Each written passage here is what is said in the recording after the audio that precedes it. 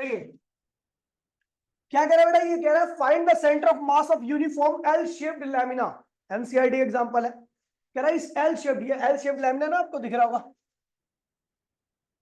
ये L shaped lamina, देखो ये देखो है ना, हर पॉइंट के इसके कोऑर्डिनेट दे रखे हैं। कह रहा है इस पूरे लैमिना का मास क्या है, 3 किलोग्राम है। क्या है, इसके हर एक पार्ट जो है स्क्वायर शेप का है, हर एक पार्ट का मास क्या है, 1-1 किलोग्राम। क्या है, ठीक है भैया। तो कह रहा है कि भैया इस लैमिना का सेंटर ऑफ मास निकालिए। ठीक है भैया, इस लैमिना का आपको सेंटर ऑफ मास निकालना है, तो भैया लैमिना का सेंटर ऑफ मास निकालते चलो।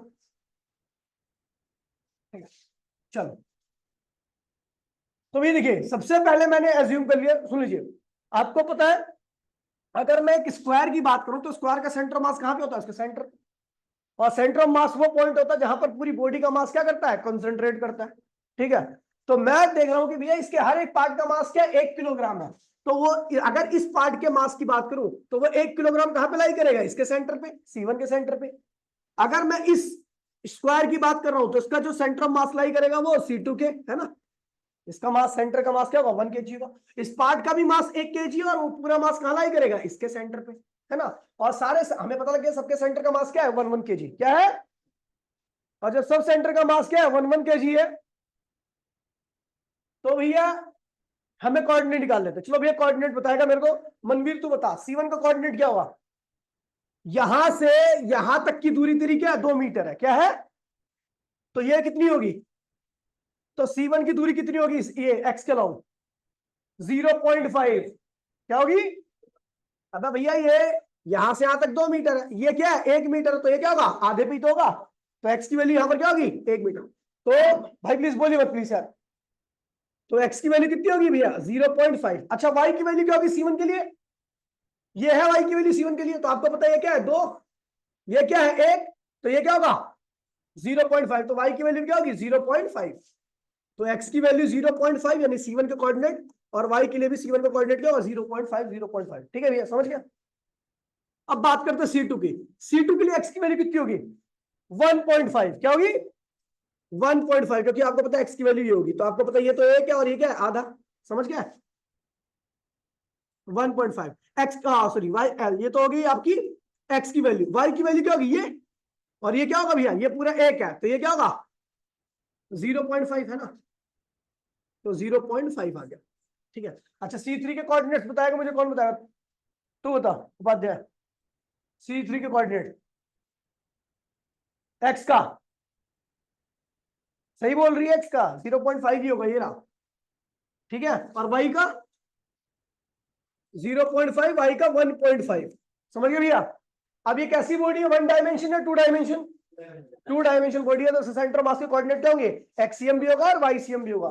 तो let the coordinate of centre of mass of given lamina, given lamina, lamina का मतलब जानते हो भैया, लैमिना का मतलब होता है शीट। ठीक है, उसके कोऑर्डिनेट्स क्या है, एक्सियम एंड वाईसीएम।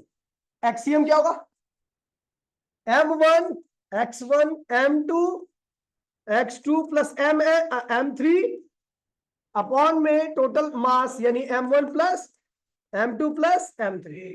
अब ये जिससे मैं पूछूं m1 क्या है बेटा, C1 वाले को m1 मान लो, C2 वाले को m2 मान लो, C3 वाले को m3 मान लो। तो m1 क्या बेटा, m1 क्या है भैया 1 kg, हर एक सेंटर का मास 1 kg होगा ना। ठीक है, तो इसका भी मास, इस पूरे स्क्वायर का मास 1 kg था, तो इसके सेंटर का मास भी 1 kg होगा। इसका भी मास 1 kg था, तो इसका सेंटर का मास भी 1 kg होगा। ठीक है, चलो x1 क्या है यहाँ पर बेटा 0.5, है ना 0.5। m2 क्या है 1, m2 क्या है भैया 1, और उसके लिए x2 क्या है 1.5, m3 क्या है भैया 1, और x3 क्या है 0.5 डिवाइड बाय टोटल मास, वो क्या है 3 kg। सॉल्व कर लो बेटा, आ गया। और वाईसीएम क्या होगा, वाईसीएम क्या होगा m1 y1 m2 y2 plus dot, sorry dot dot क्यों लगा, प्लस m3 अपॉन में m1 plus m2 plus m3, है ना बेटा। m1 क्या बच्चा 1 kg, y1 क्या बेटा यहाँ पे 0.5, m2 क्या है भैया 1 kg, और y2 क्या है 0.5, m3 क्या है 1 kg और y3 क्या है 1.5 डिवाइड बाय टोटल मास क्या होगा 3 kg। ये आ गया YCM, आ जाएगा YCM। आप लिख दो भी पोजीशन ऑफ सेंटर ऑफ मास, ये समझ गए, एक्सीएम वाईसीएम ये होगी, यहाँ पर एक्सीएम की वैल्यू लिखना और यहाँ पर वाईसीएम की वैल्यू लिखना, हो जाएगा। कुछ भी नहीं था, आसान क्वेश्चन था। ठीक है, आज सेंटर मास के आगे के टॉपिक करेंगे। वैसे सेंटर मास खत्म नहीं हुआ है, बहुत सारे टॉपिक है सेंटर मास में, लेकिन सारे के सारे आउट ऑफ सिलेबस है। ठीक है, बहुत सारी बॉडी का आपको सेंटर मास निकालना है, एल शेप लैमिना का निकालना है, ठीक है, स्क्वायर का निकालना है, रिंग का निकालना है, इन सब का सेंटर मास निकालना है। ठीक है, तो अभी आपको करना नहीं है किसी का भी सेंटर मास निकालना, अभी केवल आपको यही जो आपके सिलेबस में वही करना, बाद में कराऊंगा मैं आपको। ठीक है, अभी मैं कराने जा रहा हूं आगे के टॉपिक, ठीक है, जो सीबीएसई में।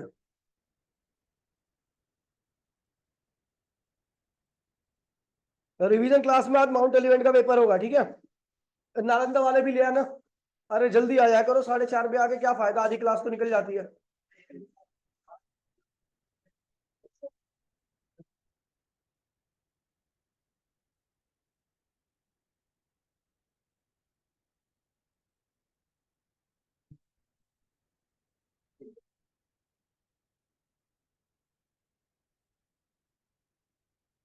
देखिए आगे भी है example of centre of mass, example of centre of मास, ध्यान दीजिए बच्चों। ठीक है, लिखा हुआ बाइनरी स्टार सिस्टम, पहला एग्जाम्पल है भैया।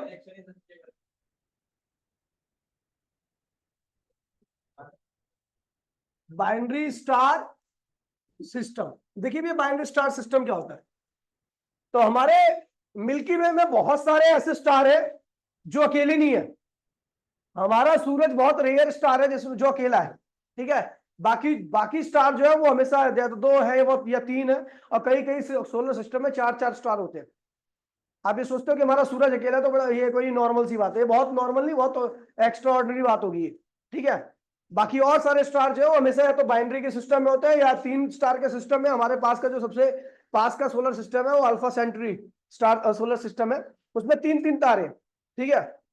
तो भैया लेकिन हमारा सूरज जो है वो अकेला तारा है। कह रहा जब 2 स्टार का सिस्टम होता है, ये मान लीजिए पहला स्टार है S1 और ये दूसरा स्टार है S2। तो भैया ये जो जिस सेंटर का चक्कर लगाते हैं, देखिए एक्चुअली में क्या होता है कि ये और ये एक दूसरे के क्या होंगे, चक्कर लगाएंगे। लेकिन ये किसका चक्कर लगाते हैं, तो जहां पर इनका सेंटर ऑफ मास लाई करता है ना, सेंटर ऑफ मास हमेशा हैवियर मास की तरफ लाई करता है। इन दोनों तारों में से जिसका मास ज्यादा होगा, सेंटर ऑफ मास क्या होगा, उसी की तरफ लाई करेगा। ठीक है, आपने देखा होगा कि अगर मान लीजिए आप एक लकड़ी को इधर से बैलेंस करना चाहते हो, आप चाहते हो कि लकड़ी यहां से बैलेंस हो जाए, ना यहां से नीचे जाए ना यहां से नीचे जाए, तो आपको हैवी मास कहां रखना पड़ेगा, इस साइड में। ठीक है, इस साइड में हैवी मास रखा, इसका मतलब सेंटर ऑफ मास, इस सिस्टम का सेंटर ऑफ मास कहां शिफ्ट हो गया, यहां पर। तभी ये बॉडी क्या है, बैलेंस है। क्योंकि मैंने आपको बताया था अगर कोई बॉडी के अंदर किसी प्रकार की कोई मूवमेंट नहीं है, तो इसका मतलब वो किसके अलाउंग बैलेंस्ड है, सेंटर ऑफ मास के अलाउंग। बताया था ना मैंने आपको इसको, लेकिन मैंने दूसरे तरीके से लिखवाया था। मैंने कहा था यदि आपकी कोई बॉडी सेंटर ऑफ मास के अलाउंग बैलेंस कर दी जाती है, तो उसके अंदर किसी प्रकार की मूवमेंट, तो इसका उल्टा बोल देता हूं कि अगर कोई बॉडी बैलेंस्ड है, उसके अंदर कोई मूवमेंट नहीं है, तो इसका मतलब वो सेंटर ऑफ मास के अबाउट में क्या है, बैलेंस है। देखिए दोबारा मैं बोल रहा हूं, मैं कह रहा हूं अगर कोई बॉडी सेंटर ऑफ मास के अलोंग बैलेंस्ड है, उसके सेंटर ऑफ मास पे आपने उंगली लगा रखी है, तो उसके अंदर किसी प्रकार की कोई मूवमेंट नहीं होगी। या मैं ऐसे भी तो कह सकता हूं कि अगर किसी सिस्टम के अंदर किसी प्रकार की कोई मूवमेंट नहीं हो रही, तो आप क्या कह सकते हो कि वो बॉडी किसके अबाउट बैलेंस्ड है, सेंटर ऑफ मास के अलोंग। ठीक है भैया, तो इन दो, ये ध्यान रखना कि सेंटर ऑफ मास हमेशा हैवियर मास की तरफ रहता है। अगर आपको पता है भैया इस तरह का सिस्टम हो कोई, और यहाँ पर एक मास रखा हो, यहाँ पे एक मास रखा हो, और आप चाहते हो कि भैया ये ना तो ये मास नीचे आए ना ये मास नीचे आए, ये ऐसे ही क्या है, बैलेंस रहे, तो इसका मतलब क्या है भैया, ये मास क्या होना चाहिए, भारी होना चाहिए। यानी सेंटर ऑफ मास क्या है, इस वाले पॉइंट पर है। क्योंकि आपको पता है अगर मूवमेंट इसके अंदर नहीं हो रही सिस्टम के अंदर, तो एक ऐसा पॉइंट है सेंटर ऑफ मास वाला पॉइंट। क्योंकि सेंटर ऑफ मास से अगर आप किसी बॉडी को बैलेंस कर दोगे, तो उसके अंदर किसी प्रकार की कोई मूवमेंट नहीं होती। तो भैया ध्यान रखना, अगर मैं बाइनरी स्टार सिस्टम की बात करूं, तो बाइनरी स्टार सिस्टम का सेंटर ऑफ मास कहां पे होगा, टूवर्ड्स हैवियर मास किसकी तरफ होगा भैया? हैवियर मास की तरफ होगा। जो मास भारी होगा, जो स्टार भारी होगा, उसकी तरफ होगा सेंटर ऑफ मास। ठीक है भैया। अगला भैया, अगला एग्जांपल है सेंटर ऑफ मास का। ठीक है, डाई एटॉमिक मॉलिक्यूल। ठीक है, यहां पर मैंने दो तीन बातें भी लिख रखी हैं। कह रहा इफ M1 बराबर में M2, अगर दोनों स्टार का मास बराबर है तो सेंटर ऑफ मास कहां पे होगा? At mid point. कहां पे होगा? सेंटर ऑफ मास कहां पे होगा? मिड पॉइंट पर। अगर मैं बोलूं पहले स्टार का मास M1 है, दूसरे का मास क्या है? M2 है, और मैंने कह दिया if M1 is greater than M2, तो सेंटर ऑफ मास कहां पे होगा? Centre of mass towards, centre of mass towards towards M1, है ना। और अगर आपका M1 जो है वो M2 से छोटा है, यानी M2 हैवियर मास है, तो सेंटर ऑफ मास कहां पे होगा? सेंटर ऑफ मास कहां पे होगा? Centre of mass towards towards M2। ठीक है भैया। अच्छा, दूसरा मैंने बोला भैया डायटोमिक मॉलिक्यूल। डायटोमिक मॉलिक्यूल जानते हो आप? जिसके अंदर दो जो मॉलिक्यूल दो एटम से मिलके बना हो, उसे डायटोमिक मॉलिक्यूल कहते हैं। एग्जांपल बताना, भूमिका बताइए। H2O, H2, ठीक है भैया। H2O2, N2, N2 नहीं होता ना, N2 NO, वो तो ऑलमोस्ट आइडियल गैस होती है, तो उसको N2 बनाने की आवश्यकता नहीं है। जो आइडियल होता है वो मॉलिक्यूल नहीं बनाता, वो फ्री स्टेट में रहता है। पता होना चाहिए आप। ठीक है। अगर मैं बात करूं डायटोमिक मॉलिक्यूल की, डायटोमिक मॉलिक्यूल की, तो भैया भैया प्लीज बोलिए मत। डायटोमिक मॉलिक्यूल में ये मॉलिक्यूल नंबर फर्स्ट है, और ये क्या है? मॉलिक्यूल नंबर सेकंड है। और आपको बता दूं भैया, मॉलिक्यूल्स के पास एनर्जी होती है, तो उसकी वजह से वो लगातार क्या करते हैं? वाइब्रेट करते रहते हैं। क्या करते हैं? और वो इधर की कहीं पर भी भागते रहते हैं। देखिए, इनका सेंटर मास क्या होगा? यहाँ पर होगा, उनके बीच में कहीं पर। और वो सेंटर मास उसी की तरफ होगा जो हैवियर, जैसे कार्बन मोनोऑक्साइड है, तो कौन ज्यादा भारी है, कार्बन या ऑक्सीजन? ऑक्सीजन भारी है, तो सेंटर मास कहां पे होगा? ऑक्सीजन की तरफ होगा। ठीक है, तो सेंटर मास ये रहा, ये किसकी तरफ होगा? टूवर्ड्स हैवियर मास, टूवर्ड्स हैवियर मास। ठीक, हैवियर मास। ठीक है, अब इसमें मैंने लिखा है, ठीक है, ये जो वाइब्रेशन हो रही है, आपको देखिए भैया, सुन लीजिए। ठीक है, इसके अंदर जो सेंटर ऑफ मास है, सेंटर ऑफ मास के ऊपर अगर आप इंटरनल देखिए, एक बात बताऊं, यहां पर जो इसके अंदर मोशन हो रही है, वो किस वजह से हो रही है? इंटरनल फोर्स की वजह से। और इंटरनल फोर्स की वजह से सेंटर ऑफ मास की पोजीशन चेंज नहीं होती। ठीक है भैया। अगर आपको सेंटर ऑफ मास की पोजीशन को चेंज करना, सेंटर ऑफ मास के रास्ते को चेंज करना, तो आपको क्या लगाना पड़ेगा? External force. ठीक है भैया, तो ध्यान रखना। ये डायटोमिक मॉलिक्यूल, इनका सेंटर मास कहां पे रहेगा? टूवर्ड्स हैवियर मास मॉलिक्यूल। अगला एग्जांपल मैंने लिखवा रखा है भैया, ब्लास्टिंग ऑफ क्रैकर। ठीक है,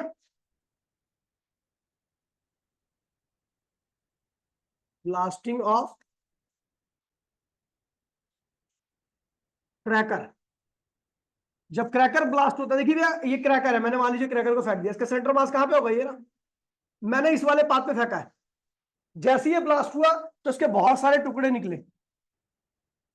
ठीक है, लेकिन इसका सेंटर मास क्या होगा? इसी रास्ते पर रहेगा। क्योंकि आपको पता है कि क्यों इस रास्ते पर है? देखिए, पटाखा फूट चुका है, लेकिन सेंटर ऑफ मास की ट्रेजेक्ट्री चेंज नहीं हुई है। ट्रेजेक्ट्री याद है आपको? ट्रेजेक्ट्री का मीनिंग होता है जिस पाथ पर वो चल रहा है।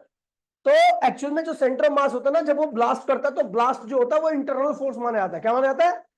और इंटरनल फोर्स कभी भी सेंटर ऑफ मास की पोजीशन को चेंज नहीं कर सकता। अगर आपको सेंटर ऑफ मास की पोजीशन को चेंज करना है, तो एक्सटर्नल फोर्स लगाना पड़ेगा। ठीक है भैया, यहां पे लिख देता हूं, ब्लास्ट होना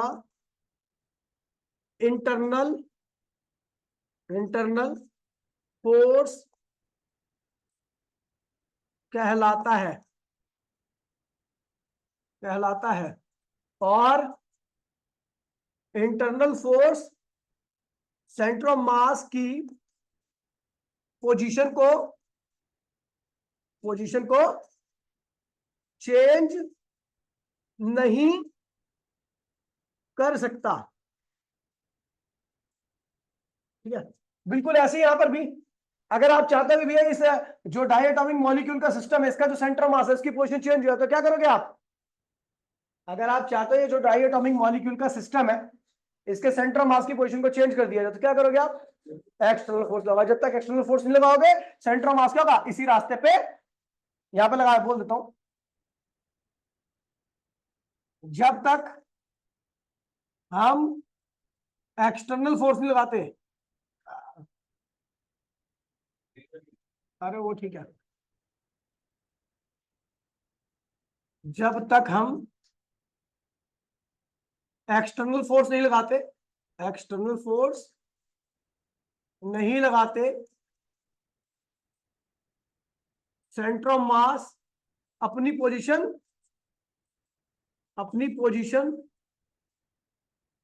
चेंज नहीं करेगा। ठीक है भैया? ये हो गया भैया। और भी एग्जांपल है सेंटर ऑफ मास के बाइनरी सिस्टम के। ठीक है, अर्थ मून सिस्टम भी क्या है भैया? अर्थ मून सिस्टम भी क्या है? बाइनरी सिस्टम है। और यहां पर बाइनरी सिस्टम है, अर्थ मून सिस्टम। कौन सा एग्जांपल है? चौथा, अर्थ मून सिस्टम। ये भी आपकी अर्थ और ये रहा आपका मून। अर्थ, मून, ये दोनों जुड़े हुए किससे? ग्रेविटेशनल फोर्स से। किससे जुड़े हुए? यानी ग्रेविटेशनल फोर्स क्या है? एक तरह से एक्सटर्नल फोर्स या इंटरनल फोर्स? Internal force. जिससे जुड़ते हैं उसे क्या कहते हैं? Internal force. ठीक है भैया? ठीक है, तो सेंटर ऑफ मास कहां पे होगा? अर्थ की तरफ होगा या मून की तरफ होगा? अर्थ की तरफ होगा। ठीक है, तो ये सेंटर ऑफ मास हो गया। ठीक है, centre of mass of earth moon system, earth moon system,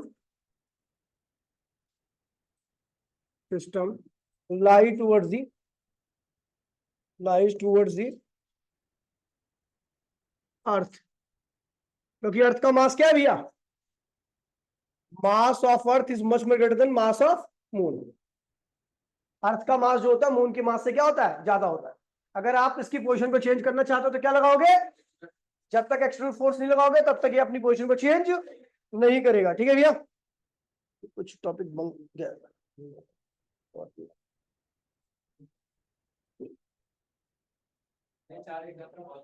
हाँ बहुत।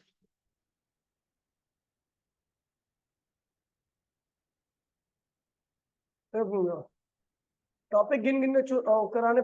कुछ बातें ध्यान में रखना भैया, भाई प्लीज बोलिए मत। अगर आप चाहते हैं भैया सेंटर ऑफ मास की वेलोसिटी निकालना, तो क्या करोगे? सेंटर ऑफ मास की पोजीशन को क्या करोगे? टाइम के रिस्पेक्ट में डिफरेंशिएट करोगे। अगर वेलोसिटी निकालनी है, दो बार कैसे कर देगा? दूसरा, अगर आप चाहते हो सेंटर ऑफ मास का एक्सेलरेशन निकालना, तो भैया क्या करोगे? वेलोसिटी ऑफ सेंटर ऑफ मास को एक बार डिफरेंशिएट करोगे, या पोजीशन को, पोजीशन ऑफ सेंटर ऑफ मास को दो बार टाइम के रिस्पेक्ट में क्या करोगे भैया? डिफरेंशिएट करोगे। ठीक है भैया? ये चीज ध्यान रखना। ठीक है, आता भैया momentum of centre of mass, momentum of centre of मास। ध्यान दिए भैया प्लीज, कोई बोलेगा नहीं। Momentum of centre of mass क्या होगा? मोमेंटम होता क्या है? मास इनटू में वेलोसिटी। तो हम किसका मोमेंटम निकाल रहे हैं? सेंटर ऑफ मास का। तो वो किसके बराबर होगा? Mass of body, mass of body into में velocity of centre of mass, है ना? तो भैया भाई please, momentum of centre of mass कैसे आएगा भैया? तो ये क्या हुआ? मास ऑफ बॉडी क्या हो गया? कैपिटल एम, और velocity of centre of mass क्या हो गया? V C M. ये हो गया भैया आपका सेंटर ऑफ मास का मोमेंटम। और आपको पता है भैया वेलोसिटी ऑफ सेंटर ऑफ मास उतनी रहती है जितनी वेलोसिटी किसकी होती है? सिस्टम की। जितनी वेलोसिटी सिस्टम की रहेगी वही क्या होगी? उसके सेंटर ऑफ मास की भी रहेगी। बताया था नहीं बताया था? चलो भैया, अगला टॉपिक है भैया law of conservation of, law of conservation of momentum in centre of mass, momentum conservation and centre of mass motion. भाई प्लीज बोलिए मत कोई भी। Momentum, momentum conservation of centre of मास। कुछ कोई टॉपिक नहीं है, खास नहीं है, ठीक है भैया। आपको पता है इफ, अच्छा मोमेंटम कंजर्व कब रहता है? मोमेंटम कंजर्व या कांस्टेंट कब रहता है सिस्टम का? जब एक्सटर्नल फोर्स की वैल्यू क्या हो, जीरो हो। तो हम जानते हैं भैया, we know according to second law, क्या कहता है भैया, सेकेंड लॉ ऑफ न्यूटन क्या कहता है? एक्सटर्नल फोर्स किसके बराबर होगा? Rate of change of momentum of centre of मास। बोला हाँ, एक्सटर्नल फोर्स किसके बराबर होगा? Rate of change of momentum of centre of मास के। मैंने कह दिया इफ एक्सटर्नल फोर्स की वैल्यू क्या है, जीरो है। क्या है भाई, प्लीज बोलिए मत। अगर एक्सटर्नल फोर्स की वैल्यू जीरो है देन डी, ये भी क्या आएगा, जीरो ही आएगा। अरे देखो ना भैया, मुझे पता है सेकंड लॉ क्या कहता है भैया, सेकंड लॉ ऑफ न्यूटन कहता है कि फोर्स जो होता है, अगर बॉडी के ऊपर कुल एक्सटर्नल फोर्स की वैल्यू निकालनी है तो हम किसका मोमेंटम का चेंज बोल सकते हैं? या तो बॉडी के मोमेंटम का रेट ऑफ चेंज या सेंटर ऑफ मास का मोमेंटम का रेट ऑफ चेंज, यही होता ना। ठीक है भैया, तो मैंने कह दिया अगर एक्सटर्नल फोर्स की वैल्यू जीरो है तो आपको पता है एक्सटर्नल फोर्स इसके बराबर है, अगर इसकी वैल्यू जीरो होगी तो इसकी वैल्यू भी क्या होगी? अच्छा, किसी चीज का डिफरेंशिएशन जीरो कब आता है? जब वो चीज क्या होती है, कांस्टेंट होती है। क्या होती है? सो P ऑफ सेंटर ऑफ मास, यानी सेंटर ऑफ मास का मोमेंटम क्या है भैया, कांस्टेंट आ गया, प्रूफ कर दिया मैंने। यानी एक्सटर्नल फोर्स की एब्सेंस में सेंटर ऑफ मास का मोमेंटम क्या होता है, कांस्टेंट रहता है, कंजर्व रहता है। ठीक है, आगे बढ़ते भैया, मैंने बाकी क्वेश्चन कराए दिए थे। अच्छा, एक क्वेश्चन और है, ठीक है भाई, प्लीज देखिए, ये क्वेश्चन भी कई बार रखा है तो मैं इस क्वेश्चन को भी करा रहा हूं।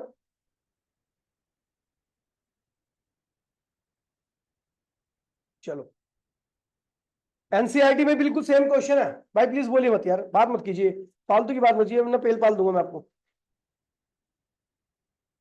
अच्छे बच्चे हो आप लोग।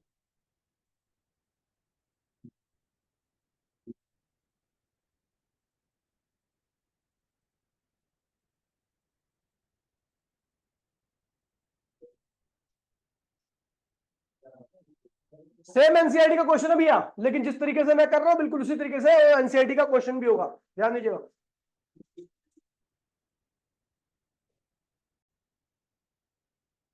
ओए, देखिए भैया क्वेश्चन क्या कह रहा है यूनिफॉर्म, देखिए एक बात बता दे रहा हूं, ठीक है, centre of mass, centre of मास का फॉर्मूला सबको पता है ना, M1 R1 M2 अपॉन में M1 प्लस M, ये भैया यहां पर ये M1 प्लस, देखिए M1 R1 ये फॉर्मूला लगाते हो, M1 R1 plus M2 R2। तो भैया देखिए यहां पर ये मैं प्लस जब लगाता हूं जब इस सिस्टम के अंदर एक ये दूसरा मास होता है, नहीं समझे? मैं M1, देखिए मान लीजिए एक मास ये रहा, दूसरा मास भी होगा तो मैं बीच में क्या लगाऊंगा, प्लस लगाऊंगा, तीसरा मास भी होगा तो M3R3 लगाऊंगा। लेकिन यदि आपने उस सिस्टम से मास लगाने की बजाय हटा लिया, लगाने की बजाय, तो ये प्लस नहीं करूंगा, क्या कर दूंगा, माइनस कर दूंगा। क्या कर दूंगा? तो ये चीज ध्यान में रखना, ठीक है भैया। अब उसी के ऊपर बेस्ड है ये क्वेश्चन। क्या कह रहा है भैया, देखिए एनसीईआरटी का क्वेश्चन है, सेम एनसीईआरटी का ही क्वेश्चन है। कह रहा है एक सर्कुलर प्लेट है, ये सर्कुलर प्लेट है भैया आपकी, ठीक है, ये सर्कुलर प्लेट है जिसकी थिकनेस यूनिफॉर्म थिकनेस, उसकी थिकनेस हर जगह सेम है, has a diameter of 56 centimetre, उसका डायमीटर कितना है, 56 सेंटीमीटर, उसका डायमीटर कितना है, 56 सेंटीमीटर। कह रहा है a circular portion of diameter 42 centimetre, एक सर्कुलर पोर्शन इसका डायमीटर कितना है, 42 सेंटीमीटर का है। उससे क्या किया मैंने भैया, निकाल लिया किसी भी एक किनारे से, किसी भी एक किनारे से 42 सेंटीमीटर का एक मैंने क्या निकाल दिया, वो पोर्शन निकाल दिया, उससे 42 सेंटीमीटर डायमीटर वाला एक सर्कुलर पोर्शन निकाल दिया। मैं इस, मान लीजिए मैं यहां से निकाल रहा हूं, कहीं से भी निकाल दो, चाहे आप लेफ्ट से निकालो, यहां से निकाल दो, चाहे मैं इधर की तरफ से निकाल देता हूं। तो मैंने इधर की साइड से, भाई प्लीज बोलिए मत, पहले जब ये अकेले था स्टार्टिंग में मेरे को जो 56 सेंटीमीटर था दिया हुआ था सर्कल, तो उसका सेंटर क्या था, ये वाला था, क्या था, और जिसको मैंने रिमूव किया उसका कितना डायमीटर भैया, 42, उसका सेंटर क्या था, ये था। ठीक है भैया, तो कह रहा है भैया कि जब मैंने इसको रिमूव कर दिया, ये पार्ट क्या है,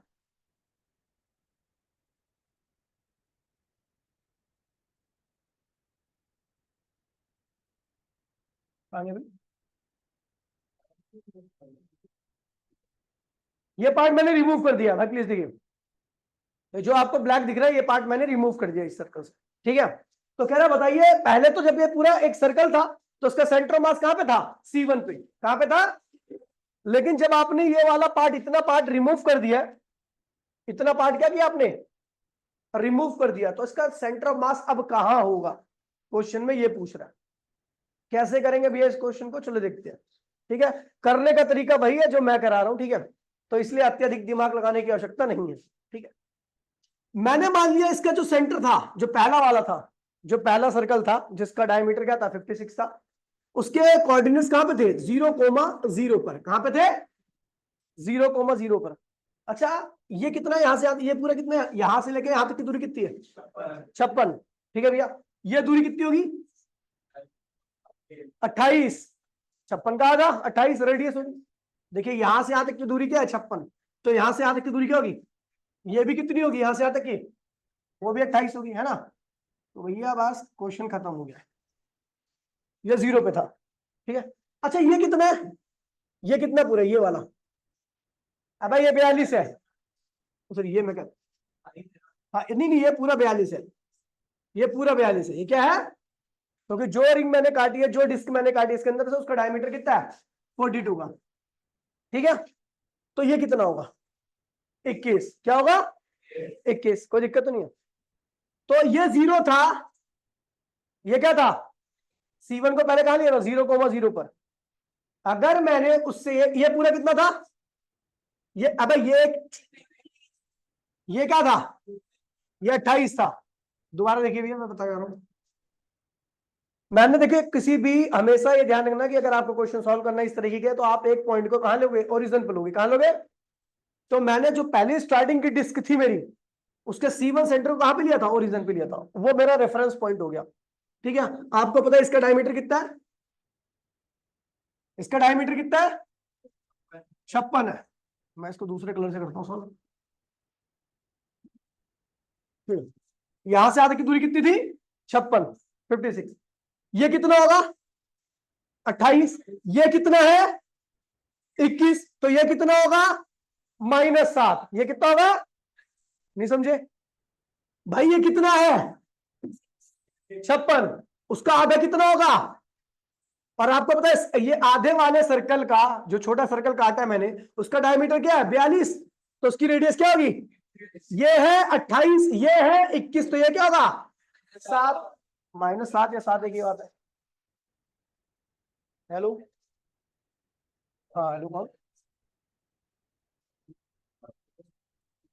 कौन, अच्छा हाँ आज ही हूँ, हाँ हाँ स्किल से ऐड करेगी, ठीक है। अभी क्लास ले रहा हूँ मैं, तो स्किल से ऐड आ जाए, ठीक है। ओए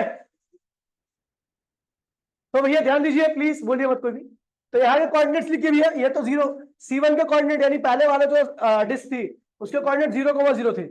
इसको क्या होंगे C2 के कोऑर्डिनेट्स क्या होंगे -7,0, क्योंकि भैया आप किस पे हो, एक्स एक्सिस पर, और एक्स पे केवल एक्स की वैल्यू होती है, वाई की वैल्यू क्या होती है।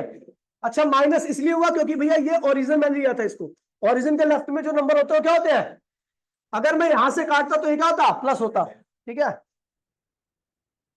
अब कह रहा है भैया कि अब बताओ सेंटर ऑफ मास क्या होगा, ध्यान दीजिए भैया। तो मैंने मान लिया था डिस्क के पर यूनिट एरिया का मास, ध्यान दीजिए भैया, ये जो डिस्क थी इसके पर यूनिट एरिया का मास क्या था, मैंने मान लिया कि इसके पर यूनिट एरिया का मास क्या था, मान लीजिए m था, स्मॉल m था, क्या था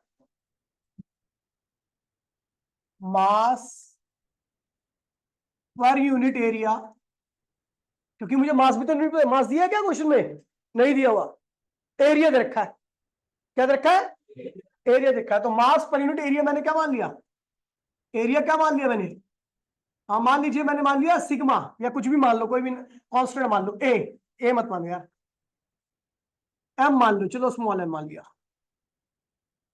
मतलब 1 मीटर स्क्वायर का पर यूनिट एरिया का मतलब क्या होता है, 1 मीटर स्क्वायर का मास कितना है स्मॉल एम। तो बड़ी वाली डिस्क का मास क्या होगा, mass of large disc, large disc, बड़ी वाली डिस्क का मास क्या होगा? तो भैया देखिए एक यूनिट एरिया का मास कितना है? एम। अगर मुझे एक यूनिट एरिया का मास पता है तो 2 यूनिट का कितना होगा? 3 का कितना होगा? अगर मुझे एरिया पता है तो मैं उससे मास से मल्टीप्लाई कर दूं, एक यूनिट एरिया के मास से मल्टीप्लाई कर दूं तो उसका मास आ जाएगा। तो मुझे बड़ी वाली डिस्क का मास निकालना है। किसका निकालना है? बड़ी वाली डिस्क का मास क्या होगा? तो area of large disc, large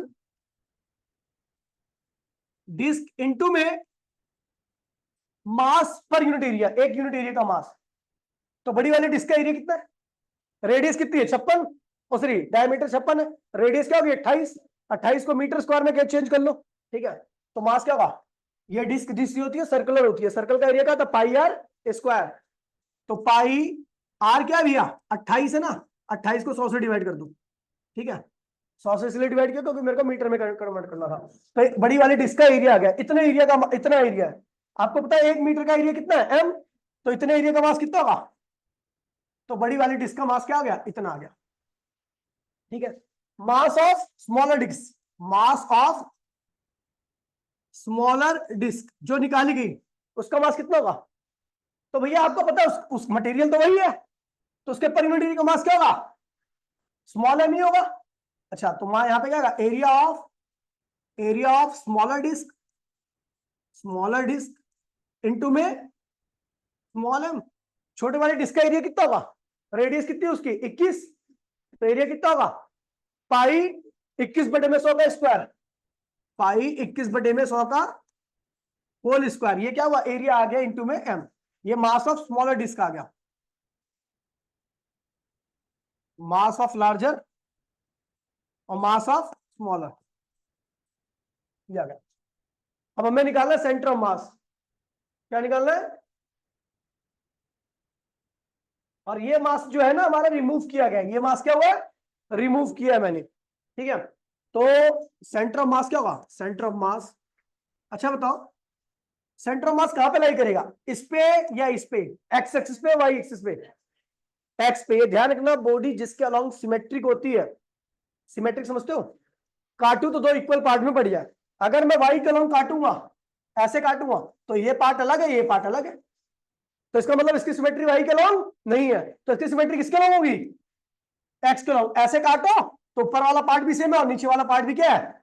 तो बॉडी जिसके अलोंग सिमेट्रिक होती है सेंटर ऑफ मास उसी एक्सिस के अलोंग लाई करता है, तो इसका मतलब सिमेट्री किसके अलोंग है? ठीक है, the given body symmetric along, the given body is symmetric along x-axis. So its center of mass क्या है भैया? एक्सियम। लेकिन x एक्सिस पे है ना, तो y की वैल्यू क्या होगी? 0। तो ycm की वैल्यू क्या होगी? केवल आपको एक्सियम निकालना पड़ेगा, ycm की वैल्यू क्या होगी? क्योंकि इसका सेंटर ऑफ मास कहां पर है? x पे। x एक्सिस पे y की वैल्यू क्या होती है? इधर देख ले ओए, इधर देख ले, ठीक है। तो एक्सियम निकालते हैं, ध्यान, एक्सियम इक्वल्स टू में, एक्सियम क्या होगा? m1 बड़े वाला मास और बड़े वाले मास की पोजीशन माइनस छोटा वाला मास, छोटे वाले मास की पोजीशन, और बड़े वाला मास माइनस छोटे। माइनस क्यों लगाया पता है आपको? क्योंकि मैंने यहां से मास को रिमूव किया है ना, हटाया है, इसलिए माइनस लगाया होता तो प्लस आता, ठीक है। लार्ज मास कितना भैया? एक्स लिख दो, इसको एक्स पता लग जाएगा आपको, ठीक है। लार्जर मास और उसके लिए एक्स की वैल्यू, और स्मॉलर मास उसके लिए एक्स की वैल्यू अपॉन में लार्जर मास माइनस स्मॉलर मास। तो भैया लार्जर मास कितना? बड़ी वाली रिंग का मास कितना था? ये रहा, कितना है? पाई 28/100 स्क्वायर इंटू में स्मॉल एम। और इसकी पोजीशन कितनी है भैया? कहां पर है इसकी पोजीशन? जो बड़ा वाला मास है उसके सेंटर की पोजीशन के लिए एक्स की वैल्यू कितनी है? देखिए ये क्या है? एक्स की वैल्यू ऑफ लार्ज वाले मास के लिए, ठीक है। तो लार्ज वाले मास का सेंटर कहां पर है? ये रहा, और उसके लिए एक्स की वैल्यू क्या है मेरी? तो यहां पे लिख दो सीधा 0,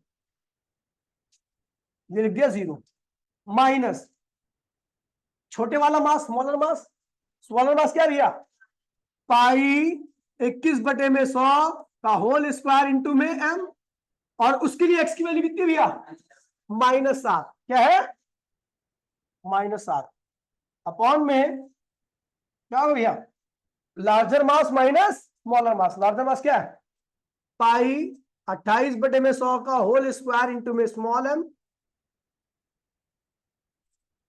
पाई 21/100 का होल स्क्वायर इंटू में स्मॉल m। इसको पूरा काटा पीटी करोगे, ठीक है, काटा पीटी करके क्या आने वाला, चलो कर ही देता हूँ, कैलकुलेशन वैसे मैं करता नहीं, लेकिन थोड़ा अटपटा सा क्वेश्चन है इसलिए कर रहा हूँ। एक्सीएम क्या होगा, वाईसीएम तो पता है ना आपको भैया, 0 आना है। क्यों वाईसीएम 0 आना है, क्योंकि इसकी सिमेट्री किसको लोगे, एक्स को लोगे, तो वहीं पर क्या होगा, सेंटर मास होगा। और अगर एक्स एक्सिस पे कोई सेंटर मास है तो उसका मतलब वाई की वैल्यू क्या होगी, केवल एक्स की होगी। तो चलो देखते हैं कॉमन क्या क्या आ रहा है भैया, देखिए पाई एम कॉमन आ रहा है, अच्छा ये तो 0 हो गया पूरा, हटाओ ना, कुछ नहीं कॉमन आ रहा है फिर, और ये माइनस और ये माइनस हो गया प्लस, तो ऊपर क्या बचा, पाई 21 का स्क्वायर 100 का स्क्वायर एम, और ये क्या हुआ 7 लिख दीजिए, माइनस और प्लस हो गया है ना। नीचे क्या होगा, इसमें से कॉमन आ रहा सब कुछ है ना, तो भैया कॉमन चला गया पाई एम, और 100 स्क्वायर कॉमन चला गया, 28 square minus 21 square, pi common गया, 100 का स्क्वायर कॉमन गया, एम कॉमन गया, अंदर क्या बचा भैया 28 स्क्वायर माइनस, 8वीं क्लास में ऐसे बहुत क्वेश्चन किए हमने, ए स्क्वायर माइनस बी स्क्वायर, 28 का स्क्वायर माइनस, तो एक ब्रैकेट में 28 + 21 कर दो, एक ब्रैकेट में 28 - 21 कर दो, है ना, काटा पीटी कर दो, पाई कैंसिल, 100 स्क्वायर कैंसिल हो गया, एम से एम कैंसिल, क्या हुआ भैया, ऊपर हुआ 21 का स्क्वायर, और नीचे क्या होगा भैया, कुछ गलत तो नहीं किया ना, हाँ 7 वो कर देता हूँ, 7